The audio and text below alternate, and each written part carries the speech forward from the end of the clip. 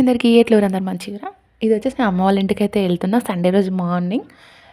ఇట్లా బైక్ పైన వెళ్తున్నా కాబట్టి ఇంక హెయిర్ ఎంతో లేస్తది అనేసి ఇంకా చున్నీ అయితే పెట్టుకున్నా. ఈ ప్లేస్ ఎంతమందికి తెలుసు కామెంట్ చేయండి. ఇబ్రహీంపట్నం చెరువు వ్యూ మాత్రం చాలా బాగుంటుంది. ఇంకా నెక్స్ట్ ఒక 50 అడుగులు దాటంగానే ఇంకా ముందే ఉంటుందన్నమాట కట్టమైసమ్మ దేవాలయం. సో ఇంకా వెళ్తూ అట్లా చూపిస్తున్నాను అనమాట. ఇంకా అమ్మ వాళ్ళ ఇంటికి వెళ్ళి రెడీ అయ్యి ఇంకా పెళ్ళి అయితే కేశంపేటలోనే. సో అందుకని ఇక కేశంపేట మైసమ్మని చాలా అవుతుంది, ఒక 2 ఇయర్స్ అవుతుంది ఆల్మోస్ట్. ఇంకా దర్శనం అయితే చేసుకుందాం అయితే పోయినాము. చాలా బాగుంటుంది అక్కడ, చాలా పవర్ఫుల్ కూడా.